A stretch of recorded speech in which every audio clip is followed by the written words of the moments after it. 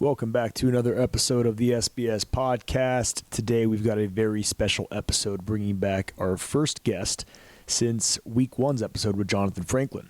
We've got legendary Bruin running back and current member of the Tennessee Titans, Joshua Kelley, joining us on the pod. Josh takes us back through his all-time performance against the Trojans in 2018 in honor of Rivalry Week. After chopping it up a little bit more with Mr. Kelley, we dive into our first ever Rivalry Week special, breaking down the upcoming game this Saturday at the Rose Bowl in a critical season-defining showdown for Deshaun Foster and his Bruins. We're coming at you next on the SBS podcast.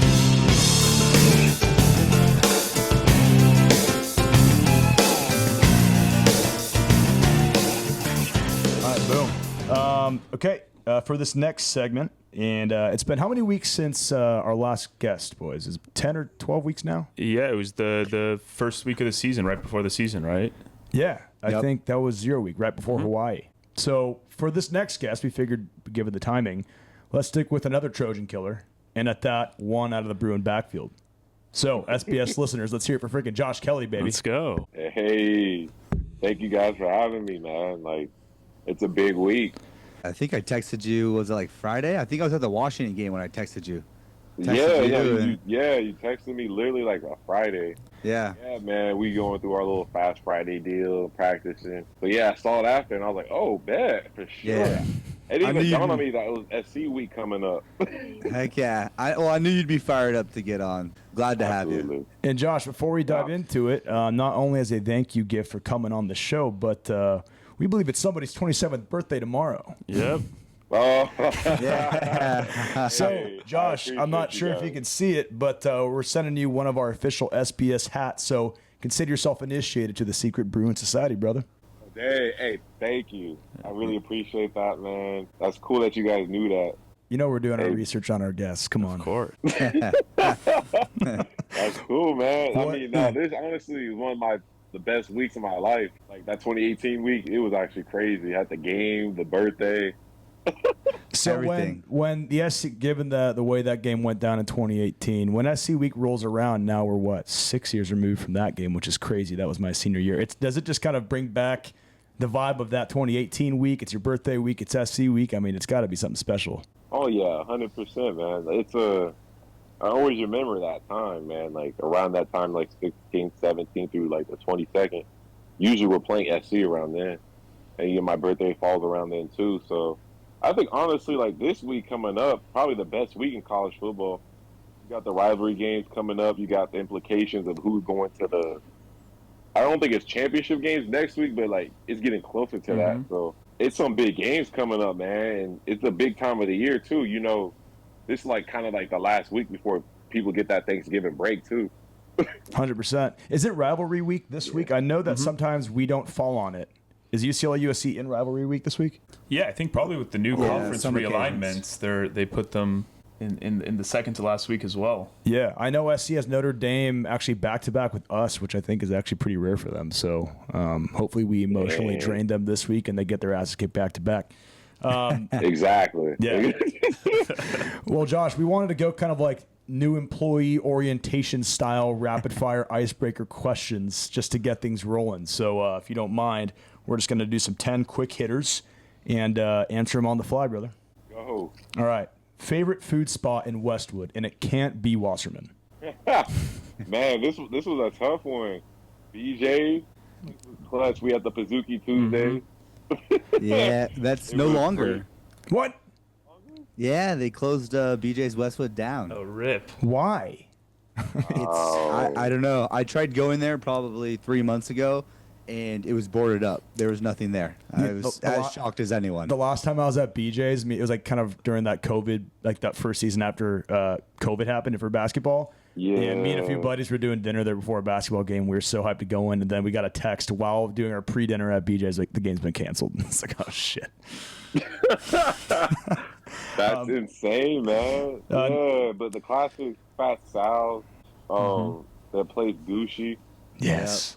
Yeah. I think that was Franklin's. I think that was Jonathan Franklin's. Football players love the calorie dense. You got BJ's, Gucci. Yeah, all that shit. yeah. Gucci slept on, but I'm glad Jay Frank knows. He knows what's up. Next one. Favorite Pac-12 place to play on the road? Austin, bro, that place is like. I'm telling you, I've even played in some NFL stadiums. Austin is up there. Like it feels like honestly, like it don't matter SEC, Big Ten, Pac-12. Like that place right there is like I think that's like top 5 stadium in all of football, really. I kind of guessed that you would say that. Were you guys thinking? I figured it'd be Austin. Yeah, I heard Cam Ward, who's now at Miami. He also said when they were asking him about you're playing in big SEC, ACC. He's like, no, dude, I played in the Pac-12. I played at Austin. Like that's just gonna rival anything. But you know what's crazy about Austin is that it's like UCLA. We don't always fill our stadium. Let's say we got like 50,000 people, and people say that we got bad attendance, but Austin Stadium holds like 53,000. It's all optics. Right. No, I didn't even know that. That's crazy. Yeah. But that makes sense, bro. Like, when you go there, you guys have to go if you haven't been already. Never been. But, like, to a game there, bro, it's the Duck fans. Like, they really show up, man. They play that one song, Shout. And, like, it goes crazy in there, bro. Like, least favorite Pac-12 place to play on the road? Least favorite. I'm going to be real. Stanford, man. Like it was really like they call it the library for a reason. Like it was kind of dead. I was like, man, like this place I expected more, Stanford. That's funny you say that, bro. It's Stanford, they rushed the field this week. I don't know if you guys saw the tweets about them rushing the field. I think they beat Louisville, or was it Cincinnati or Louisville? I believe it was Louisville. But they rushed the field, and there was like they only stretched from like the 25 to the 40. It was like there was nothing going on. It was like a student mix out midfield. What a classic ACC rivalry, Stanford and Louisville. Is Louisville ranked? Different. Why'd they rush the field for Louisville? I don't know, man. They're 19. They're top 25. Oh, so well, I didn't know that. Good for them. Josh, UCLA in the Big Ten, yay or nay?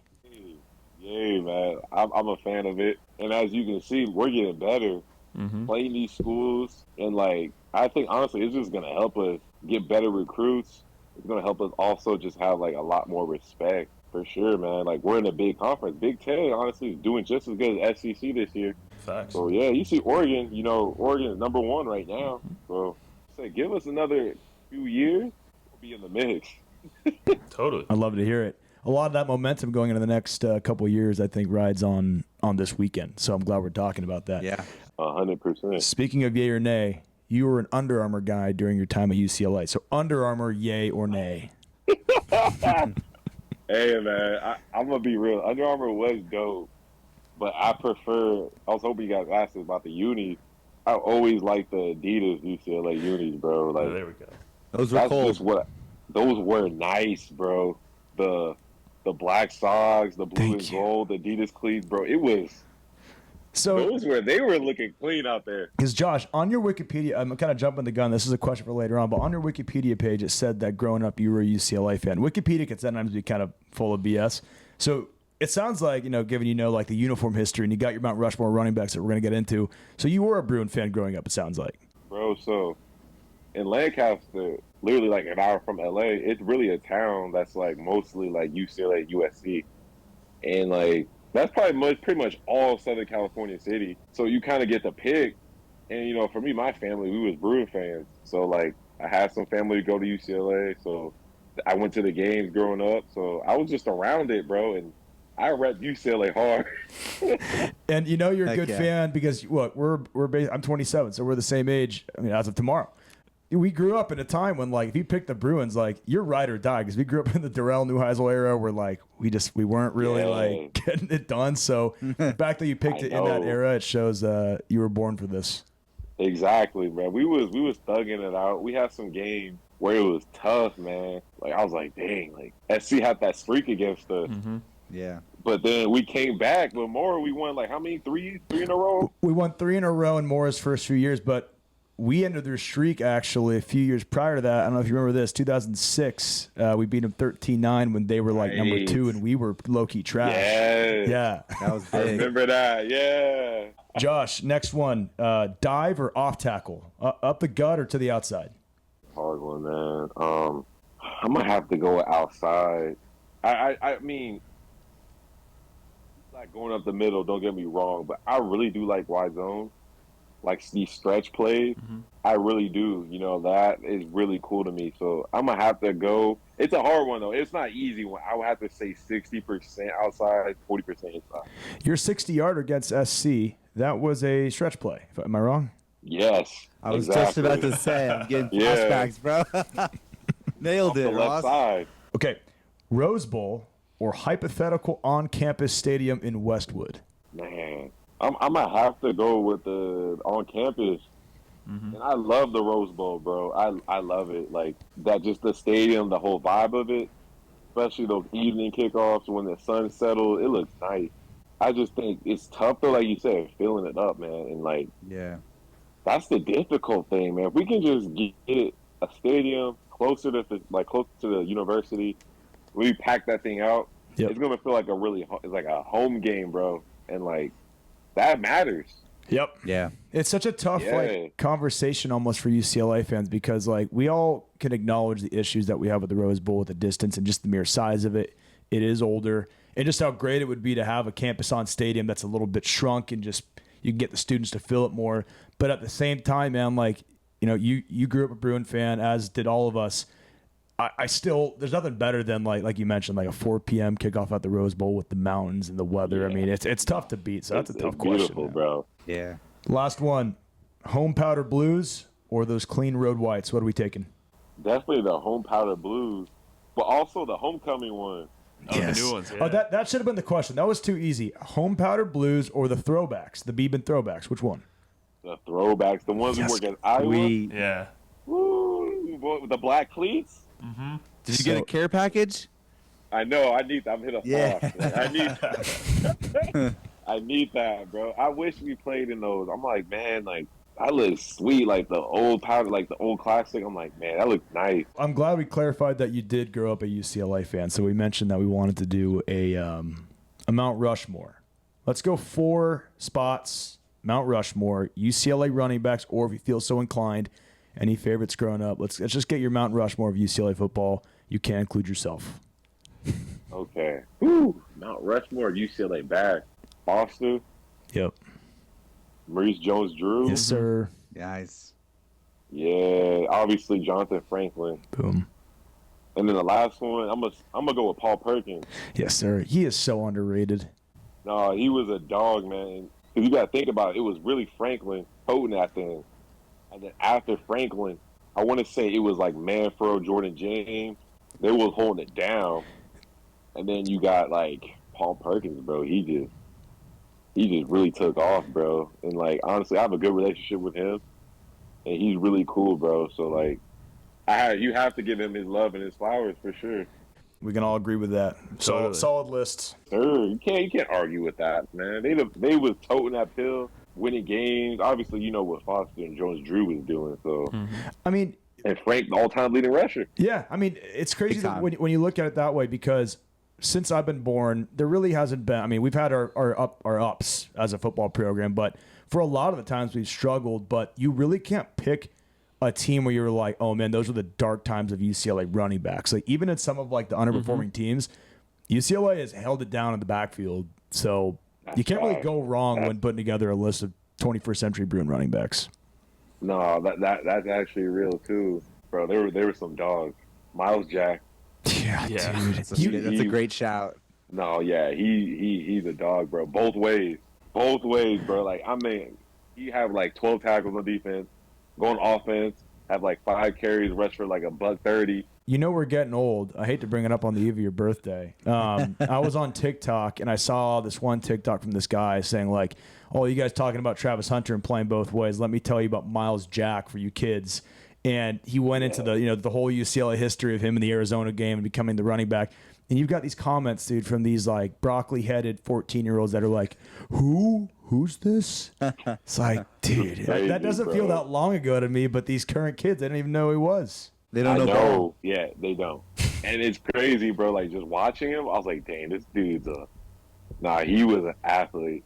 Like, honestly, like, pretty much, like, for us, we're similar age. The prime, like, for me was those years in high school, like 2012, 2015, bro. We was balling. Like, I got a chance to play with Eric Kendricks last year, and like, bro, he was another one. Him, Anthony Barr. Josh, have you been following this? I mean, I know you're busy playing in the fucking NFL. Have you had the chance to follow this year's team? Because one of the biggest topics of debate that we've had on the show this year has been, is the current linebacker for UCLA, Carson Schlesinger, is he as good, if not potentially better, this one season than Eric Kendricks was? Because UCLA's got a linebacker right now who's absolutely balling out. Bro, no, I've been looking at Schlesinger this year. Like, he just, for every game, he's been popping off. And, like, I think, honestly, he's the best linebacker in the nation right now. Totally. For sure, bro. He making plays. He's definitely going to go to the NFL. Who's got 17 total tackles? 17 total tackles last game. There it is. I know, bro. I know. He's like that. Dog. I think, bro, honestly, it's just tough because the eras. It's just hard to compare them, bro. Like, eras, Kendrick, what he did in his era, Schlesinger right now. But it is special, bro, to see what he is doing, bro. So I'm hoping he gets all the love and the shine he deserves from the scouts. Well, he's certainly getting love from the boys at the SBS podcast. I can tell you that much. Yeah. No doubt. 100%, bro. He deserves it. Yeah. Hey, Josh, I wanted to ask you a quick question about Deshaun. So, obviously, he played a big part in your development as a back at UCLA, and we see him now obviously promoted to the head coach. What are some things that, as a coach, we don't see, on Saturdays and in the media and stuff? Because we saw those videos of him getting hired. The boys were thrilled to have him, stay on board. So what's that like, that relationship that Foster creates with the players? Yeah, no, it's special, man. Like, he's a really good person. And, like, in coaches, it's kind of really hard to say that. Like, you don't really get a chance to know them on a personal level. I got a chance to know him on a personal level. And, like, he's a very good guy. And also, he played UCLA. He was a dog. Obviously played NFL for a bunch of years. So I feel like he's already got respect instantly. And guys were just like playing for him. But I think another thing, bro, is, like, he really, like, was all about developing us as, like, men. He really tried to emphasize to me and a lot of guys in that room that, like, look, bro, like, you're more than a player. And you're going to have, like, a career as a man much longer than you are as a football player. So he's really teaching these, like, kids, bro, how to become men. And, like, that's what they need. So I feel like a lot of, like, media, they don't really get a chance to see that because they're not in the building. But, like, he's really bringing people, like, guest speakers, all sorts of people to the facility that's pouring into them. And, UCLA, as much as it's about athletic excellence, it's also academic, too. Yep. And just the development, the relationship, bro. So, like, he really knows about how to, like, incorporate all that into that, into this school. So he's a great person, bro. Like, honestly, man, like, he connects with everybody, bro. It don't matter, like, where these kids come from. He connects with them. So I'm really happy, bro. Like, it's been a kind of an interesting season, but those kids, I'm telling you, they be playing hard every Saturday because he be leading them, and I'm telling you, man, he's got those guys. We like multiple times throughout look, we've had our ups and downs this season, and I react honestly as a member of this podcast, and there were a few games where I was pretty let down by the way the team was looking, but one constant we've had on the show is that, say what you want about the way the season's unfolded and the way some of the losses kind of looked, but the team never quit. They were 1-4, was it? 1-5. 1-5 at some point, and a lot of those losses were not particularly close. But even in, like, the Minnesota game, and then when they got their first Rutgers, meaningful win against Rutgers, the team never stopped playing. So, like, whether you're a critic or you're a proponent of Deshaun, one thing that I feel like you kind of have to agree on is that he's found a way to get the team to not quit, and that's huge as a head coach.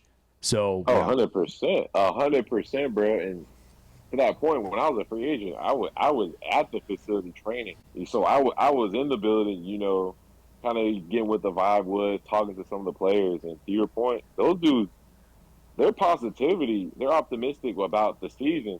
They were telling me, like, hey, like, we've been playing some good teams. Like, we understand that we're getting better from this experience. But they kept their eyes, like, I'm telling you, bro, they kept their heart, their eyes, and their heads together. And they said, like, yo, Foster, he's a he's leading us.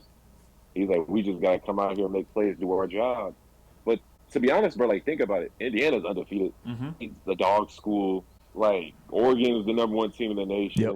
LSU's a good school. So it's like they're playing some really good teams, bro. So like honestly, this year I'm really encouraged. I'm like, dang, like these next few years, I really think that we can do something. It's going to be a big offseason for sure. Specifically for this week, Keon, you mentioned that UCLA might have like a locker room advantage given Deshaun's history with oh yeah, 100%, bro. 100%. I don't know anything about SC. Yeah, but I do know this. I know UCLA gonna be together, and the locker room is gonna be better for sure. Totally. Yeah, 100%. Just going over some of your notable games throughout your UCLA career. I think one that sticks out outside of the 2018 game versus SC is the insane game that you guys had up in the Palouse at Washington State, the 67-63 ball game. What was it like to be a part of something like that, and what were the scenes in the locker room after that game? Bro, that game was the craziest game because I remember we were getting like blown out. But I'm telling you, one thing about UCLA, don't give up. Like think about the Texas A&M game. Yep. Yeah. Like we came back, we was getting blown out, bro. We came back. Yeah. Same thing, bro. Like this game, we knew we done this before in the past. We just knew, all right, we just got to get just some stops, get some touchdowns, and then boom, we did that. We just kept scoring, and then we're like, okay, the momentum shifted. And Wazoo, bro, teams don't understand, bro. When you throwing the ball at the heavy lead, you really just killing the clock. Yep. Yeah. It's like you stopping the clock for us. So I'm just like, all right, they gonna keep throwing the ball. Josh, So we came back, and then the locker room was crazy. I remember Felt had an incredible game. He went off. So like, it was insane, bro. Like that whole locker room, bro. After, bro, we was so happy. Even the plane ride, I was like, dang, like we really did that. Josh, I've been dying to speak directly with someone that was involved with that game because it was just so insane. I mean, it was a massive comeback, but B, and then once you completed the comeback, it turned into like a basketball type shootout. So that game was just so nuts. What was it like? I mean, I know it's been a few years now, but from what you can recall, what was halftime like? Because you guys were, I want to say, down, was it 18 points, 21 points? Like the blowout wasn't quite there. Like, yeah, I can remember guys weren't too down, bro. Really weren't. I remember Chip coming up there telling us like, "Hey, you guys have to just keep believing, keep fighting, and like just really just, bro. Like honestly, like I do respect Chip Kelley, bro. Like I really do. I feel like he's a really good coach. He's smart too. So like we knew we was gonna score points. yeah, I think the one thing he just always told us, bro, was just like that never quit, that never die attitude. Like that really resonated with a lot of us too, bro. And like a lot of us as walk-ons too, man. Like Dulcich, other guys, bro. Like it was really one of those things that he kind of built there in terms of that culture of like hard work. So like I think that really showed up in that game too. Those guys just like, hey, bro, we're not gonna die, we're not gonna quit. yeah. Well, no, 100%. Fun fact about Dimitri, I'm glad you brought him up. I started SBS 5 years ago, and the first player endorsement I ever got was from Dimitri. I was making, I had like 200 followers back in the day, and I was just making like bullshit memes about UCLA football. Dimitri somehow found the Instagram and followed it. I'm like, oh shit, Dimitri's following the, and this was like when he was at his peak. Shoot. And then I DM'd him. I'm like, Dimitri, dude, you seem to really like my memes. You want to do me a solid and maybe like get some Sharpie and write SBS on your spat on your ankles? And he's like, say less. And before, I was in the Washington State game. I forget which game it was, but he sends me a picture from the locker room before an actual game, and he had the SBS logo written in Sharpie on his tape. And that's like my claim to fame. That's sick. That is dope, bro. Yeah. Dang, no, you guys gotta get him on the show. He'll pull up. Dude, we need you to pull, yeah. now that you're officially inducted as a member, we got to have you pull some strings for us. Get Troy Aikman on this, John. Bro, if you get him, no, y'all go for sure. We're working on it. Josh, so this next one's twofold. So my claim to fame, our junior year at UCLA, 2018 game. You and the fellas, after you rushed for 290 yards, whatever you rushed for, ridiculous game. You came to the baseball house. That's where you guys decided to party that day. So that's number one. Yeah. Number two is what got into you that day? I know you were having a great season, you were balling, but what specifically was it? The rivalry game? Was it a scheme that the defense USC just they weren't prepared for? Like what allowed you to just go off like you did? No, that's a great question, man. So I remember, bro, when I was transferring from David, like I specifically like reached out to FC directly, and I asked them, I was like, "Yo," I'm like, "Do you guys have any spots on the team?" Because I was reaching out to all these schools, and like I was getting interest back from UCLA, but I was just like really wanted to say, like, okay, where's SC at with it, And they just kind of just told me like, hey, like we're just not interested, like, damn. And that for me, bro, like so it was a revenge game. Oh, 100%, bro. Let's go. 100%. That lit a fire under me. Really just, a lot of the guys that they had on their roster were guys from, like, those B2G Elite 7-on-7 passing league teams. Yep. Like, the guys who were, like, 5 stars, like, guys who are like, okay, you guys are ballers in high school. So then I'm just like, bro, let me get on the field with you guys, and we'll see.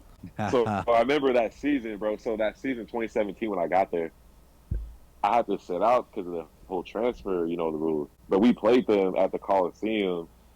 That was a crazy game, too. It was Darnold versus Rosen. Should have won that game. Yeah, crazy, bro. Jordan Lasley, he went off. Like, he had a crazy game. But we ended up losing. Craziest thing, bro. We punted the ball. And all of a sudden, like, I just remember this. Like, we punted. And, like, the Gunners went to the other returner, and then Michael Pittman catches his score. Yeah, forgot about that fucking play, man. I was like, bro, like, that game right there was, like, crazy, bro. Like, happened, bro. And, like, usually when we lose to SC like that, it's, like, it's not like the season was a bust, but it's, like, dang, like, we didn't beat them. It feels like we didn't have a good year. So what you're saying is a lot of hatred went into that performance in 2018. You're running with a lot of hate. Sure, bro. Yeah. A ton. A lot of that stuff was building up, bro. And, like, that game, I remember that night before I went to sleep in the hotel, bro, I was like, I can't wait. Like, I was like, I don't know about you guys, but, like, a lot before games, I kind of do, like, this mental, like, visualization. Just, like, me making plays, like, me doing my thing. So, I get there.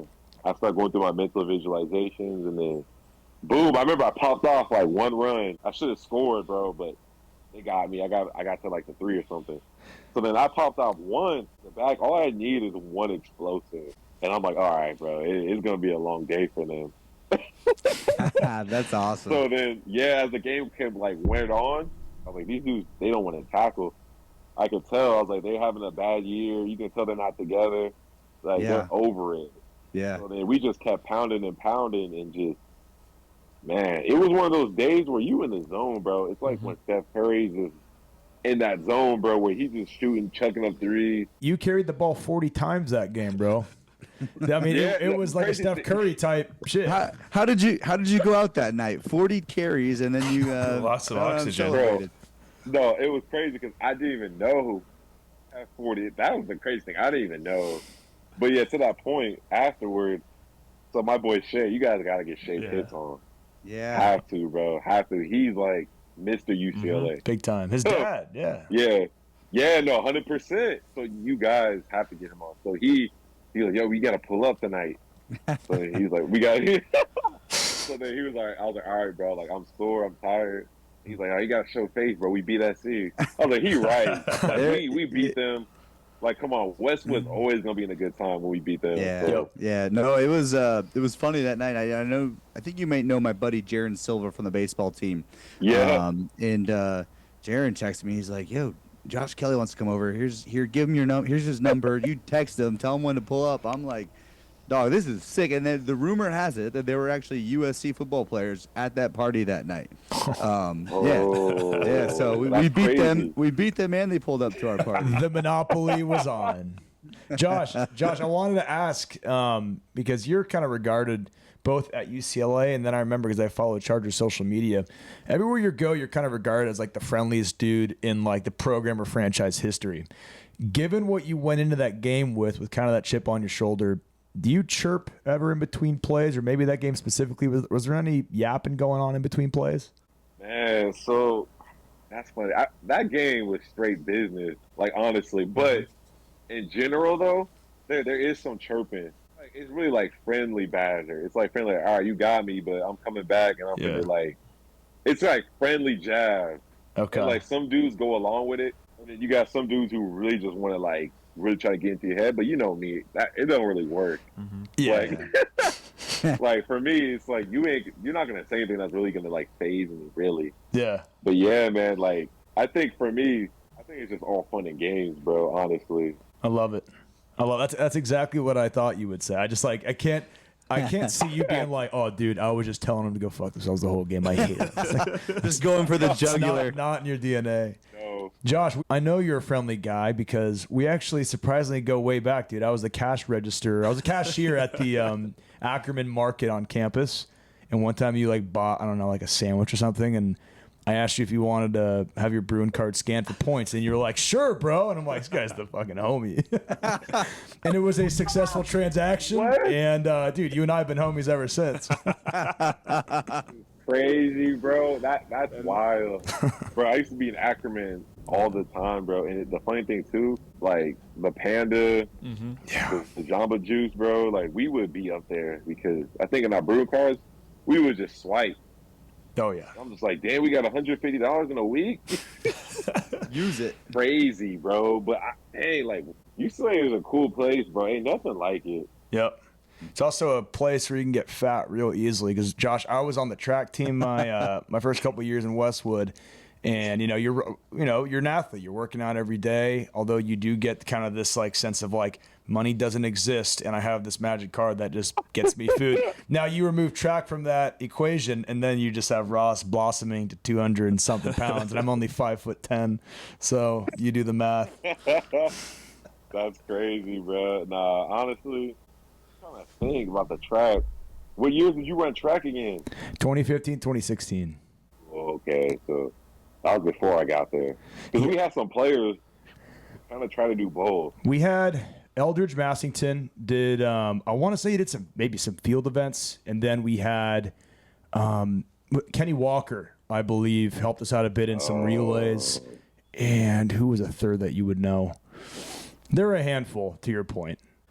Josh, you bowled out 2018, man. I've always wanted to ask, what went into the decision to come back in 2019? Because you gotta think that, like, coming after that year that you had multiple dominant games, you had to have been flirting with the idea of the NFL. I mean, ultimately worked out. You got drafted in the fourth round as a running back. That's huge. What went into the decision to come back and play for the Bruins for a second year? Yeah, bro. It was so close. It was like literally like rolling a dice. I remember the whole winter break. Unfortunately, I didn't get a chance to enjoy none of it, bro. The whole season, the winter break, because I was contemplating the whole time. I was like, dang, should I leave? Should I not? Because I was like, dang, like, you know how it is. It was like this was my fourth year. And I was like, dang, like, I had a really good season. I came what I had to do. But at the same time, though, I just felt like I was just now getting on the radar. And then I was like, dang, I was looking at the class. I was like, okay, like, looking at all these bags. I was like, all right, these guys are going here. And then I'm just like, dang, they have some more years. They have some more tape. They build better, like, a bigger rapport with, like, the scouts. So then I was just looking at that. But I was like, dang, I could try to risk it, get a combine invite, who knows? But then I was just like, dang, like, I don't even have my degree. Yeah. And that was a big thing, too. And I was just like, man, like, I need to get that because knowing me, I probably won't go back. Josh, do you remember who was in that class that you didn't ultimately be a part of? What running backs would be competing against in the draft? I'm trying to think. It was a really good class. So it was Jacobs, Josh Jacobs, Devin Montgomery, Tony Pollard, Miles Sanders. Who else I want to say? Devin Singletary. Yep. And Saquon. I think he was the year before. Okay. Was he? Barkley? I think, yeah, he was 2018. Oh, yeah, he was 2018. Yeah, it's got to be the year after, right? So if your 2018 season was your first year playing for UCLA, so that draft would have been 2019, if I'm not mistaken. Exactly. Yep. Exactly. So it was them, and like they built bigger like rapport. They had more seasons under their belt. So I was like, ah, dang. So then I felt like I was like I could benefit a year. I was like, let me get another year. Let me get my degree.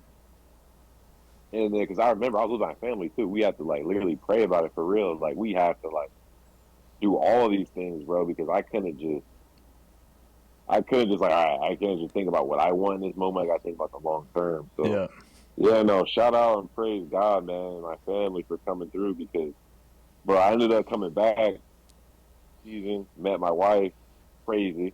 So we got a baby right now, 11 months. 11 months. Congrats, Thank you. man. Yeah. Did you guys? Bruin, So you met at UCLA. Was she an athlete, or how'd you guys meet? No, so she honestly like she flexes because she's like, yo, like I'm actually a regular student.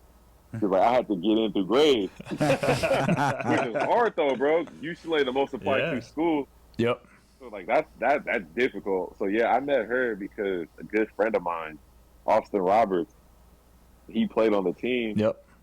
So then he told me like, yo, I got like a birthday kickback. He's like, show up. So I showed up and she was there. I was like, oh dang, because I followed her, following each other, and so then I was like, okay, so this is my chance. So take that mouthpiece off, that pacifier I wear. Josh, you gotta let your kid know that the reason that they're alive is because of a birthday kickback in Westwood. That's crazy. He's gonna know that too. Yeah. Oh, that's awesome. Yeah, the reason I'm alive is because of a happy hour at Panama Joe's in Long Beach in like 1989 or some shit like that. Well, dude, we just want to ask ahead of this Saturday, any message that you want to send to the team, to the players ahead of the SC game, especially maybe to some players that have yet to play in the Crosstown Showdown. We've been fans for a minute. We know what it's about, but if it's your first time playing against the Trojans, what's a message you send to them to get them fired up? Man, like I think honestly, like, it's a crazy thing. I remember Coach Foss, the morning of the game, hey, you want to have a legacy here? You want to be on that wall in that running back room? Ball out today. I was like, say less. Josh, I think you are on the running back room wall in Wasserman, if I'm not mistaken. I did see that. Hell yeah, dude. Look at that. Dope, bro. It was dope. Awesome. I remember he said that. He's like, hey, you want to be really remembered here? He's like, ball out today. So then I was like, all right, I got you, Coach. You have a good game against SC, and you are remembered at UCLA for a long, long time. I mean, you joined the ranks. You got yourself, Jonathan Franklin, Chris Marquis in 06. I mean, that's some good company, man. So yeah, huge. Man. And hopefully a Bruin this year, man. Like somebody, I'm telling you, bro. I think we're gonna really go out there and we're gonna dominate. Come on, you got a score prediction? Bro, I'm gonna go UCLA 42, SC 6. Let's fucking go, dude. Let's go. Put it in writing. Let's go. Yeah, bro. We gonna show up, bro. I'm telling you. Hell yeah. Hey, We're gonna do our thing, man. I have a feeling, bro. We're gonna go out there. We're gonna play hard. It's gonna be an exciting day, bro. Hey, should the Bruins What win time is 42? the game? It's at 7:30. It's not a great kickoff time, but hey, I'm gonna be tailgating in pitch darkness because the sun goes down at 5 now. But it is what it is, baby. We're gonna be there. We're gonna be loud. We're gonna be wearing blue. We're gonna beat the shit out of these guys. Hell yeah. Facts, bro. What do you think is the perfect kickoff day against USC? Oh, you got to go 4 p.m. We debated this last week. It's 4 but p.m.? There's nothing to debate. It's 4 p.m. and that's the only right answer. I mean, we've had a 12:30 before and I hated it. 1 p.m. I've seen, but 7:30 really kind of stinks if I'm being honest. 4 p.m. That was the 2022 game, which we did lose, but iconic scene. 06 was iconic. That was 4 p.m. So if you're asking me, I'm a 4 p.m. guy. I feel that, bro. 4 p.m. No, 100%. You can't go wrong with that because 7:30 is late. Yeah. Well, And then you got the 1 o'clock, which is kind of like, The only difference here is you and Ross are looking at two different perspectives. You're looking at it from the player trying to get prepped for the game. We're just worried about our tailgate. what's the best condition for me to have that perfect level of drunk to scream but not be not get kicked out? You're looking at like, are they bringing 5 or not? So we have two different. no, exactly. Yeah. Exactly. That's the funny thing about it for real is like, to that point, bro, like, it's going to be a special day because, to your point, 7:30, all the kids on campus, like, we got the whole day. Yeah. To, like, pregame, tailgate, you know. So I'm excited, bro. It's gonna be I'm on Central Time. So it's gonna be like 9:30. Mm-hmm. Yeah. You gonna make it till the end? Yeah, I'm gonna be watching there the end, bro. Yeah, come on, bro. And Josh, you know, the first call I'm making when we win 42-6 is gonna be to your to your phone number. Yeah, it happened. We'll give them boys 2 field goals. That's it. That's it, hilarious. bro. I love it. I love it. Well, Josh, dude, thank you so much for coming on. This was a blast, and I'm sure that the listeners are gonna absolutely love hearing from you. And we got a big weekend ahead of us. Yep. I know you're a busy guy with the Titans, man. So we cannot appreciate your time anymore. So greatly appreciate it. Yeah. And go Bruins, man. Best of luck in the future, Josh. Fours up, baby. There we go Bruins. Let's go. Yes, sir. Cool. Great stuff. Thanks, go. Josh. Later, man. Thank you.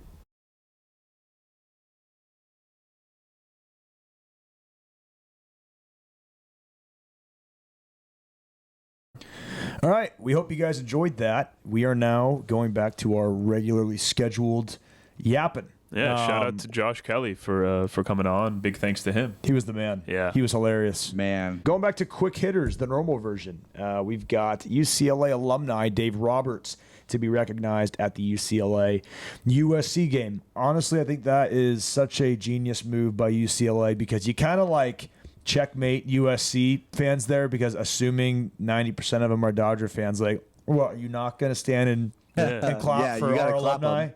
You know, bow down, bitch. He'll probably bring true. the trophy I didn't even think about it that way, but also the Yankees manager Aaron Boone on the other sideline was USC, so 1-0 Bruins in that regard. Is Boone's job security? I think he'll be. He made the World Series. Yeah, they announced right after the game that he was coming back. Yeah. Okay, that's a stupid question. They play in the World Series. Never mind. I don't know shit. But they are the baseball. Yankees. Like, they are the Yankees, so. That's what I meant. The Yankees,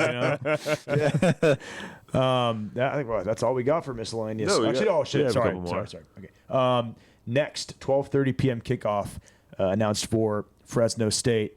Honestly, like all things considered, I think that's best case scenario. Yeah.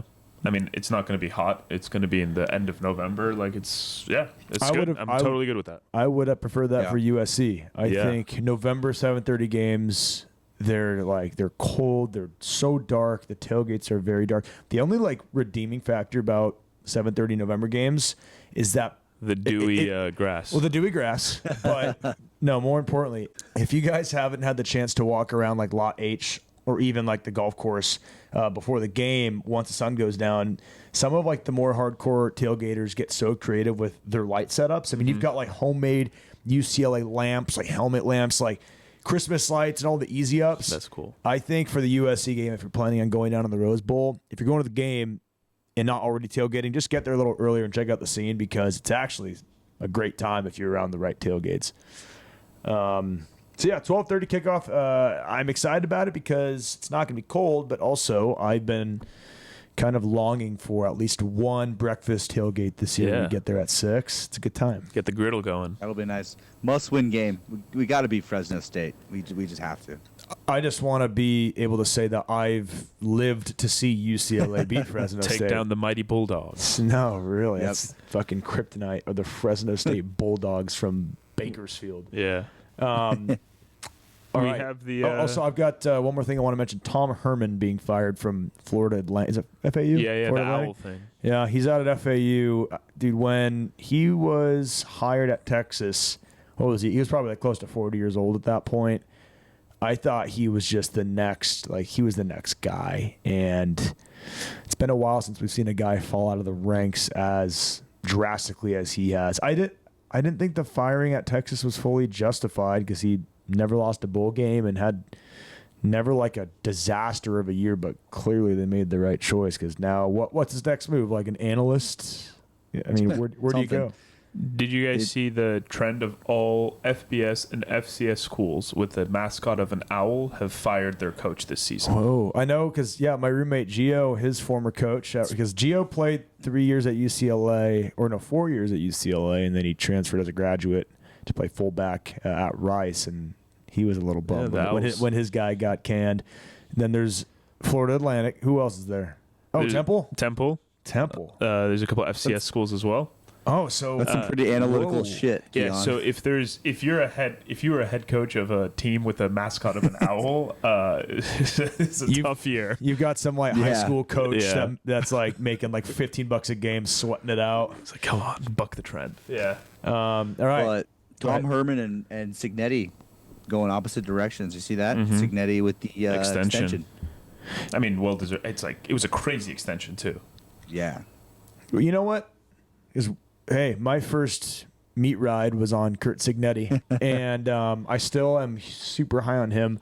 But I never really took the time to look at their schedule and realize just how easy it's been. Yeah, nobody.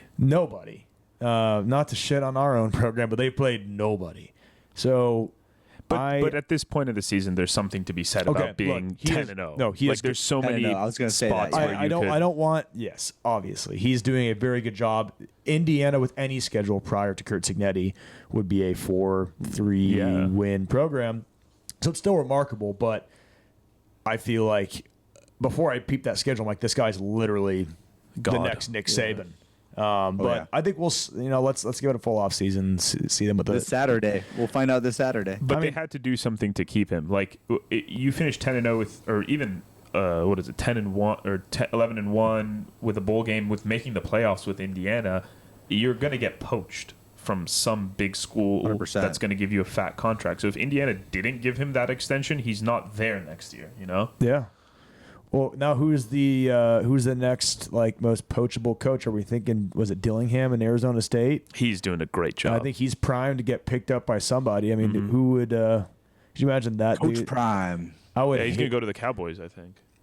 That's my guess. Or that, or the Raiders. And he's going to bring his son with him. Yeah. Oh boy, That'd be sick. that would actually like. That'd be cool, The though. Cowboys have like that brand to where like it's so flashy and so cool, but the football's been so bad that to me it's just kind of like worn off. I'm like, I don't give a fuck about the Cowboys. Now you put Coach Prime with his son at quarterback, like then you've got the focal point of the NFL. I mean, that would be a show. Just build a new stadium at that point, you know? I mean, they already Just It seems like Coach Prime or not that they got to build a new stadium because that place is falling apart. Yep. Holy shit. But speaking of some old, you mentioned Dillingham Prime. We got 3 possible former Pac-12 schools in championship games. Oregon already made the Big Ten. ASU and Colorado could play each other in the Big 12 championship.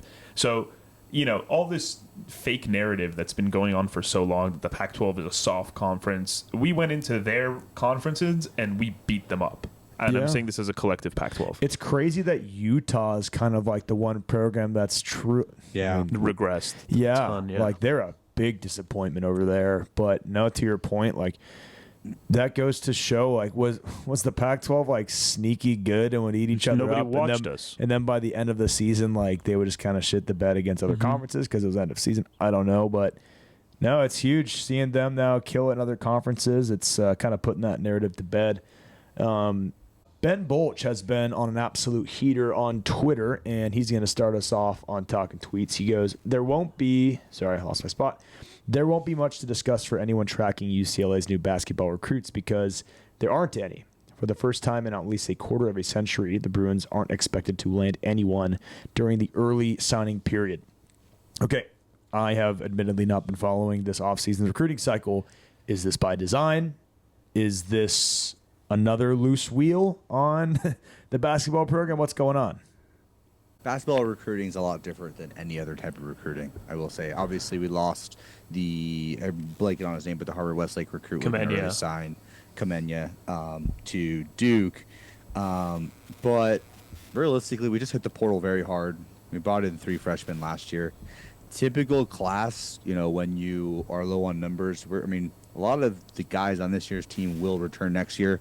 But I think that, typically 3, 4 recruits, 5 recruits, like 5 recruits is a lot in a basketball class. So I'm not looking too deep into this. Obviously, it'd be nice to have 2 5-star recruits sitting in our lap in the early signing period. But, I don't think it's anything too heavy to worry about. And Cronin's kind of made his bread and butter off the transfer window these last few years. So I think he's probably relying on a strong transfer window class again. And who knows, maybe we'll get a flip, we'll get something.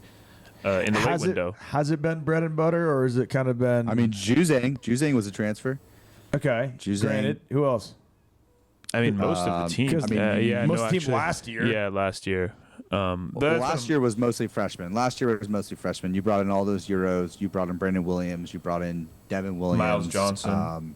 Adembona was a freshman. Miles Johnson was a transfer. Adembona was a recruit.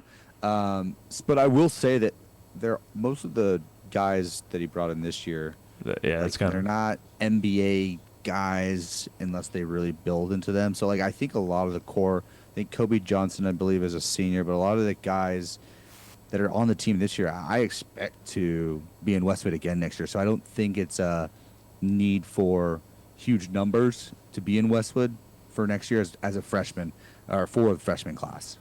That's fair. Yeah. All right. Next, sticking with Ben Bolch. A decision on whether to remove one or both tarps at the Rose Bowl has not yet been made as of now, I've been told. Well, how do you feel about that? I don't think, definitely not both.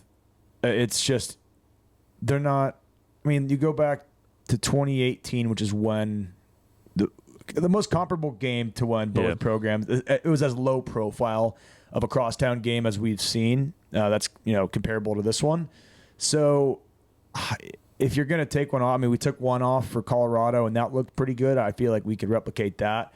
But if this is strictly just for optics, then I don't see a reason why they would take down both, because in 2018, the teams both sucked, and it was hands down the emptiest I've ever seen a crosstown game against SC. Yeah. So I'd be shocked if they do both. Yeah, it's just kind of sad. College football is built on rivalries, and we were able to preserve our rivalry in the conference move. A lot of teams haven't been able to do that. So just usually the fans are the rivalry coming out for this game used to always be you're going to get a good crowd no matter what was happening the rest of the season. So I don't know, just kind of sad for me to even that the conversation of, it's not going to be a great turnout despite it being, probably this is the game of the season, Well, you go back to, to 2010, and neither team I think was ranked for that game, but that was still from my recollection, it was virtually a full Rose Bowl, and it kind of just begs the question. It's is it even in 2024, regardless of the product of the team and the season you've had, is it even still possible in today's world to see crowds from the 2000s and the early 2010s? I hate to kind of entertain that thought, but the world is so different, man, and the at-home viewing experience is way different. The concept of going to a football game now, I mean, you've got places like SoFi where that's kind of standard. Are you going to get 90,000 people is a fuck ton of people. Are you going to even get 90,000 people to go out to a stadium like the Rose Bowl unless the teams are top 5. But that's not happening anytime soon with either program. So I don't know. 2022, SC was 7. We were 16. That was a huge game. Mm-hmm. And the attendance of that game was just 70,000. Well, which is a lot. Plus. But 70,000 fills SoFi. But having said that, they kept one end zone tarp for that game. I think that, but granted, I think that is the max capacity with one tarp laid down. So I think they sold that out. I'd be really shocked if it wasn't, but we'll never know. I mean, had they pulled that second tarp, would at that kind of profile, top 20 matchup, could they have sold it out, put it in the 90,000 range like we saw back in the 2000s? I mean, I don't know. You also got to think about how we've brought this up a lot, and maybe for this game, it begs the question that back then we didn't have 2 NFL teams in Los Angeles. Absolutely true. UCLA USC was the football game. Mm-hmm. If you were just even not a fan of either team and you wanted to go watch a football game with a good atmosphere, that's where you went. But now you have this option of going seeing the Chargers, who are doing well, and the Rams, who are have a decent fan base here and are doing okay, and go see SoFi rather than go to the Rose Bowl if you're not really invested in either program. 3.5-hour drive to go see the Raiders on a Sunday, which probably most guys are taking off on Saturday night. That too. There you go. Sticking with Ben Bolch, but switching back to basketball. Since playing Villanova 3 years ago, UCLA has not staged a non-conference showdown at Pauley Pavilion. That does not appear likely to change as big games are now played at neutral sites, leaving a home schedule filled with non-conference nobodies. I think nobodies is putting it lightly, dude. I mean, Lehigh, the powerhouse. I'm so excited for basketball to be back, and I had a lot of hype about the team over the offseason, especially when basketball was shit in the bed. But I mean, I don't care about 40-point wins over Lehigh. Nobody does. I mean, it looks like shit on TV. Whereas, like, you go back just a few years ago, man, like that Villanova game, I was right behind the bench. It was a wideout. That has to be top 5, top 10 UCLA sporting event that I've attended. So yeah, this neutral site shit sucks. I personally hate. I don't know if we're playing anything at T-Mobile this year, but I feel like every time we get a big game, it's like at like T-Mobile. Yeah, I hate it. Yeah, What is that Villanova game? Go ahead. I was just gonna say that Villanova game was sweet. It was electric. And like I couldn't tell you the last time I saw Pauley looking like that. Where I was in the fucking last row of the stadium. I just got a free ticket and got in the game. The lines outside of that stadium, you could tell that UCLA security or ushers or things like that, we were not prepared for the amount of people that were going to be at that game. But I agree, like there's got to be a mix of neutral and home site games where, like, let's play. I would have loved if we played Arizona in Tucson and Arizona at home. Like a home and we don't home, need to play. We don't need to play Arizona at the Suns Arena. Well, just think about what and then the Intuit Dome, next year or whatever. Dude, think about what you're missing out on. If you're the athletic department, that. I mean, I at least would hope that one of their top priorities is getting students to give a shit again and to get students to go to games and to care and to build a fan base. Look at what you're missing out on when you've got Gonzaga, North Carolina, and Arizona on your non-conference slate, and none of those are at Pauley. Then you go back to the Villanova game, and then we had another big one. Who was it? There was we played season after. Wasn't there another big non-conference game in basketball? That was Gonzaga, I think, but that was at T-Mobile.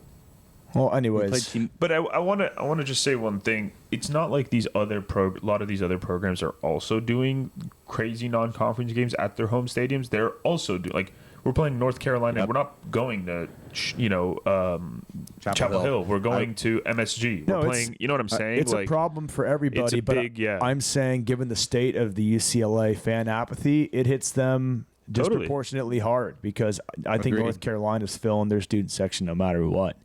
Now UCLA, you lose those games that are lifelong memories for students. Then you're just left with conference play, which can be a little bit more pedestrian at times. So it sucks. Yeah. I was just gonna say, like, all of the teams are doing this too. It's not just UCLA athletics. It's a nationwide problem. Kentucky's playing Gonzaga in Madison Square Garden. You have all these like different tournaments, like the Bahamas tournament, things like that. I will say I am surprised. Duke is going to Arizona. They're going to McHale on Friday night. That's going to be a banger of a game. What is the incentive? Is it just the stadiums are paying out the ass with sponsors? What's causing this migration away from college campus home games? It must be. It must be money. Sponsors. Yeah, money. I think the March Madness. I love March Madness, but I think it kind of has ruined this because all the there is no March Madness game held on a campus anywhere, which college football is now doing for their playoffs. The first round of college football playoffs are on campuses. So that's sick. Yeah, why is UCLA when they make the March Madness tournament playing in Toledo? Especially when you're playing like Saint left ass cheek. The first round when you're playing nobody. Left ass cheek state. Left ass cheek state. Recurring guest. Like, I know that you want to have late stage March Madness and those big matchups at the neutral site. That's kind of one of the identities of March Madness. But the round of 64, dude, do we need to be, let's put that back in the college arenas? And women's basketball does it. The first two rounds I think up until the Sweet 16, it's all in whoever the top seed of the region is. And it's home field advantage. Like, that's what you get the season for. Yeah. All right, moving on to the next one. Are we still sticking with Ben Bulge? Nope, that was the last one that we had. Okay, we've got from LA in a minute. Forecast is calling for rain for USC versus UCLA Saturday at the Rose Bowl. It rained during last year's game, and UCLA won 38-20 in the Coliseum. It rained in 2012. UCLA won 38-28 at the Rose Bowl, and it rained heavily in 1961, and UCLA won 10-7, also in the Coliseum. Ross was at that game. I was at that one, dude. That was my 20th birthday. It rained last year? Yeah, that's kind of when I told Schmidt that today, he kind of had the same reaction. It rained for like I love this tweet because it's such like a ball knowledge, like technically true tweet. It rained for like 5 minutes and like a third. Okay. But technically speaking, UCLA is all-time 3-0 against USC when water falls out of the sky for any given amount of time. So should there be like a droplet with 2:22 to go in the second quarter, lock it in. I'm putting the mortgage. Yeah. Once it starts raining, I'm putting the mortgage. Yeah. Advantage us. Yeah. So speaking of USC, rivalry week is here, or like as I like to call hate week. Shit. I'm glad that I said that because I have a hate week Instagram post that I want to do back to back. I did one last night on Instagram. I want to do another one tonight. So hate week is back, and we've got the Toe Jams coming to Pasadena to play the Bruins at the Rose Bowl. And I guess mixed feelings about this one. It's a weird year. SC started. I mean, dude, after the Hawaii game for us, and LSU for USC, I remember thinking in the back of my mind that this is going to be a clinical disaster. Like, we are so screwed. But a lot has happened on both to both programs, and now anyone kind of looking at this game. You know, it's hard to predict where these games go in any season because of just the way that the series tends to play itself out. But this year in particular, I mean, SC's favored. What is it? Is it 3.5? Yeah. Has that grown or shrunk? 5. 5. So it's grown. 5.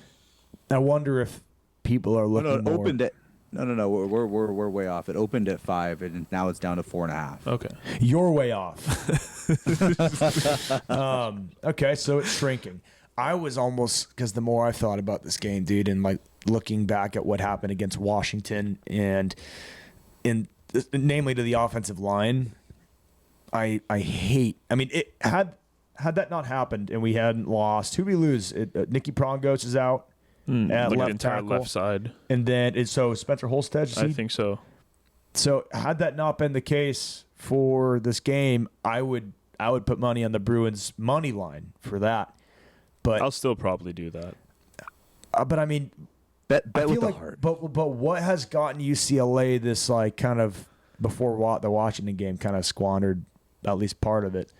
What had gotten UCLA this momentum was you saw the pass pro come together and that offensive line start to gel and click after changing that initial lineup earlier in the season. That was a fucking disaster. But then you lose two guys, and I think we're down to our 4th or 5th string left tackle. I saw somewhere say 6th. Yeah, it might be our 6th.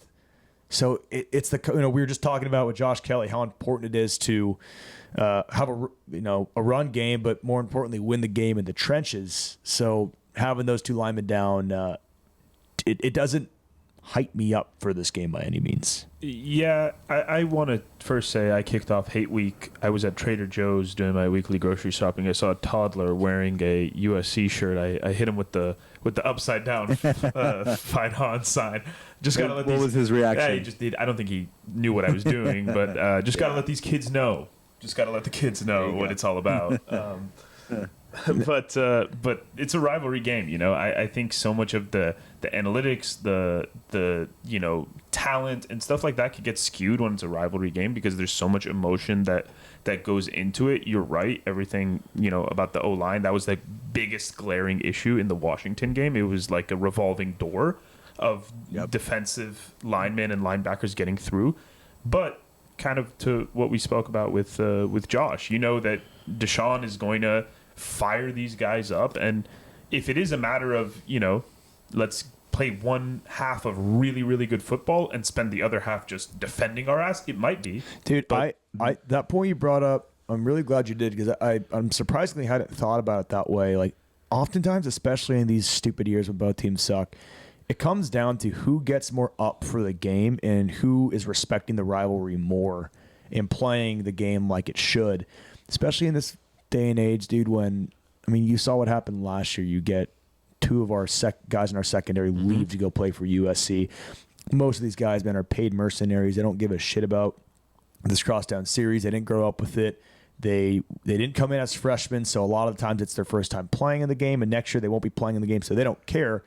So where do you look to? It's, well, which head coach is going to have the ability to get these guys, force them to be fired up? And if there's anyone that knows this rivalry, dude, it's Deshaun. I mean, he beat, he went 1-3 actually against the Trojans, but his freshman year, he absolutely torched them, and he's been around the program his entire life. So I think that's actually, like, you hate to kind of look at sort of like off-field stuff like that for like comfort, but I think that's actually pretty huge, because Lincoln Riley does not give a fuck about rivalries. He was considering the possibility of scrapping the Notre Dame series, if I'm not mistaken. There was someone asked him in the media, like, what are your thoughts on potentially scrapping that for the sake of like all the realignment stuff? And he's like, well, I think you can't rule it out.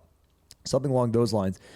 To USC fans' credit, they were like, this guy's out of his mind. Like, the whole point of the college football season is like, is the rivalries. It's rivalry week. That like defines the season. So Lincoln Riley does not give a shit about this rivalry game. He lives in his paid-for house by the school with his high-water pants. This guy's a scrub. He's soft, and you know what? I've talked a good amount of shit on Deshaun this year. I've been very, very critical. But if I had to pick between Lincoln and Deshaun in this game, being fully truthful, I'm picking Deshaun, because I think that is such a huge advantage in this game this week. Yeah, I agree. I think it's something that's overlooked, and I think that it's something that, as a fan that's so invested for the past 26 years of my life in this game, like this one Saturday every single year, it just means so much more. It's very comforting to know that your football team is walking out of that tunnel with someone that is leading that team that probably cares about winning this game just as much as you do. Like that is a very good feeling, and I think that's something that, before Josh said that, I hadn't even thought about once. I mean, dude, because it's not something that happens in this day of age. And go back and watch last year's game against USC, and go look at the way USC played, because their season had fallen apart. Very similar trajectory to this season, where they had a lot of hype. They had a Heisman quarterback. They ended up being dog shit, as they typically always are. They were playing that game like it was a practice. And that it comes down to, can you get these transfer portal guys, like this new one-off team, to like actually care? I don't think I would, given the way their seasons unfolded, I'd be shocked if they came out and played with the intensity that UCLA is going to have. The only thing that I could give them is kind of similar to the Washington game, is that they are playing for bowl eligibility. Their last game, like you said, is against Notre Dame, who is likely going to make the playoffs, so that'll probably be a loss. And Notre Dame's going to have to field their full team because they want to get the playoff eligibility and all that. So they're probably also seeing this as their last real chance to make a bowl game. And then, but it also begs the question, in this day and age, some of these bullshit bowls, do you even want to? Do you even care about it? What does bowl eligibility even mean to these guys? They opt out of it anyways. Exactly. So, dude, you might have dudes throwing the fucking game, given that this is their, you got some guys who probably are like, well, I don't want to make a bowl game anyway. And then you have Deshaun Foster hopefully riling up the team and kind of, I hope the message this week is being on how important this rivalry is, just for the fan base, for the culture of the program, everything that goes on around it. And to put it frankly, like this game is the season. In a season where we've had very little to cheer about, we had a nice flip around, but like you hang your head on like, we beat USC at least, and I can be okay with that. Yep. Facts, I agree. Dude. I think that if I'm Deshaun Foster going into this game, right, we're sitting at 4-6. There's still a shot to make a bowl game, but if all else fails in this first year, and I know there was a rough stretch at the beginning of the season where we were going to lose all 4 of those games that we played, Indiana, LSU, right, all those games.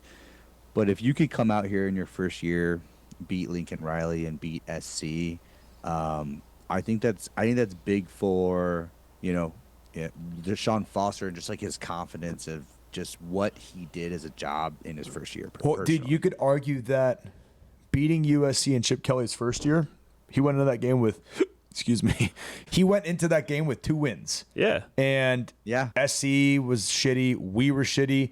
But he did beat USC in his first year, and we hadn't beaten them at that point in, I think, 2 or 3 years, something like. Yeah, it was a decent stretch.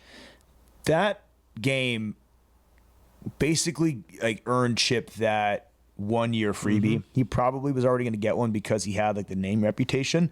But I think that offseason would have been a lot more sour had Chip not pulled that win off. So should Deshaun, back to your point, be able to win this one? I think not like I would expect Martin Jarman, newly extended Martin Jarman, to do anything. Congrats, Martin. To do anything bold, nor really would I think that's even necessary after the way the season's played out.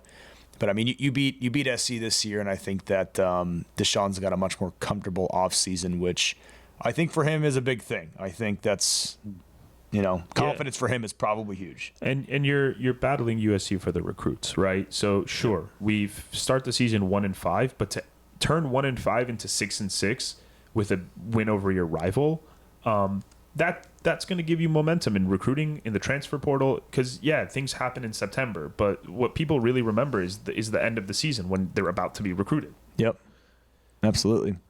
Cool. Well, it's I'm excited. Even in the down years, dude, I always get up for this game. Can't wait to be down at the Rose Bowl. Of course, I'll be tailgating.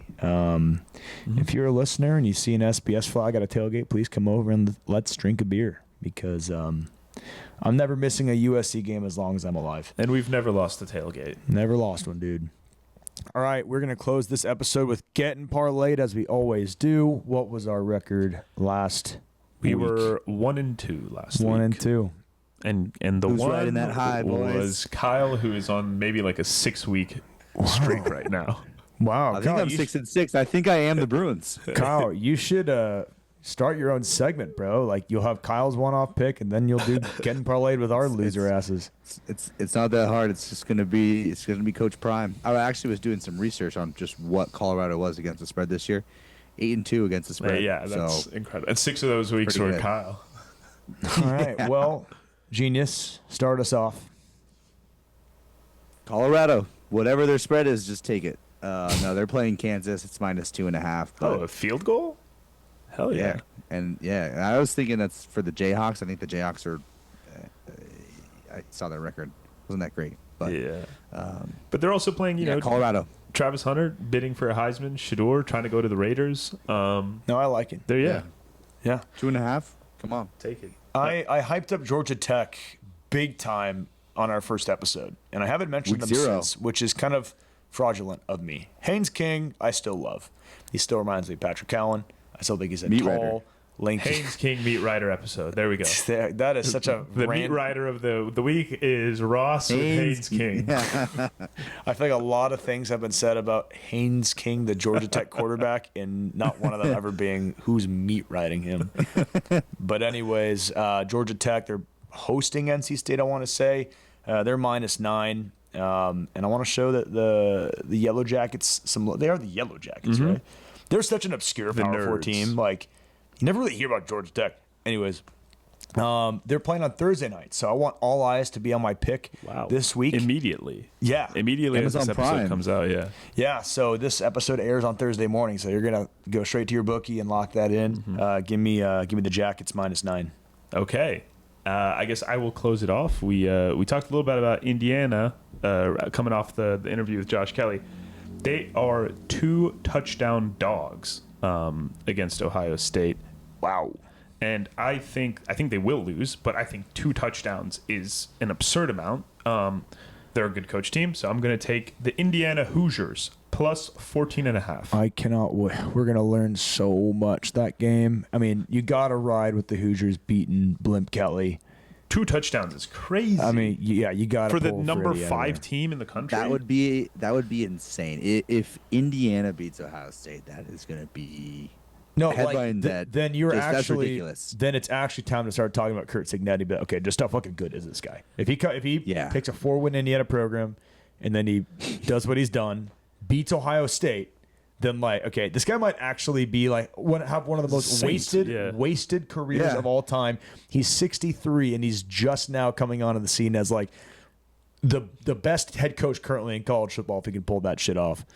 I spoke to an Ohio State fan over the weekend, kind of previewing this game, and I was like, "Hey, like, how do you feel? Like, this is for the conference championship. Who's gonna go face Oregon?" He was like, "Dude, you tell me 10 years ago we're gonna be facing Indiana for a spot to play Oregon in the Big Ten championship, I would have smacked you." But he said he was terrified. Yeah, he should be. They are rolling with momentum. It's theirs to lose. Yeah, they're playing with house money. All the pressure is on Ohio State. Totally. Like they're like. Yeah, Indiana's got house money.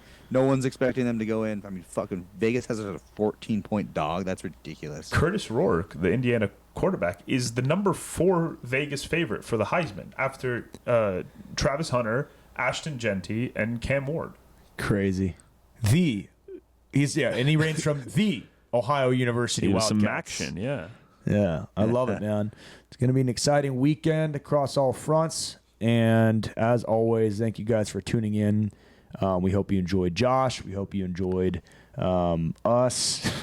Go buy your SBS merch. Go get your SBS merch ahead of basketball season, or I guess we're in the middle of basketball season. Get your Big Mick Energy t-shirts geared up. Get some hats. Get your members shirt. And once again, thanks for tuning in, and we'll catch you next week recapping this SC game as well as the upcoming opponent, the Fresno State Bulldogs. Oh, he got it. He remembered. All right. Go Bruins. All right. Later.